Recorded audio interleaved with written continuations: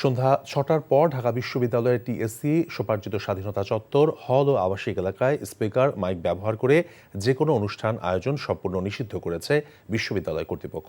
শনিবার রাতে বিশ্ববিদ্যালয়ের প্রক্টরের দফতর থেকে এক জরুরি বিজ্ঞপ্তিতে ঘোষণা দেওয়া হয়েছে। এর আগে ঢাকা বিশ্ববিদ্যালয়ের টিএসসি এলাকায় উচ্চ শব্দে গান বাজানোর অভিযোগ করে এর প্রতিবাদে রাত ৯:৩০টার পর উপাচার্য বাংলোর সামনে অবস্থান নিয়ে সাউন্ড বক্সে গান বাজিয়েছেন শামসুন নাহার এবং রোকেয়া হলের শিক্ষার্থীরা। তাদের দাবি, উচ্চ শব্দের কারণে তাদের পড়াশোনায় ব্যাঘাত ঘটে। পরীক্ষা চলাকালে শব্দের কারণে পড়াশোনাতেও মনোযোগ দিতে ব্যর্থ হন তারা। টিএসসি এলাকায় সন্ধ্যার পরে প্রায়ই সাংস্কৃতিক অনুষ্ঠানের নামে উচ্চ শব্দে গান বাজানো হয়।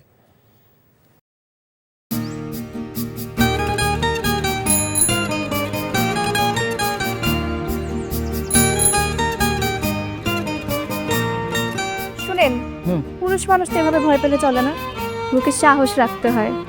যা বলবেন সোজা সাপটা বলবেন।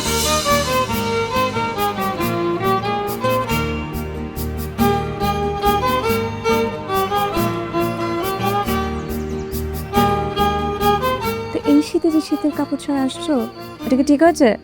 তোমাকে দেখার পর থেকে আমার জীবন থেকে শীত, গ্রীষ্ম, বর্ষা সব চলে গেছে, শুধুমাত্র তুমি আছো।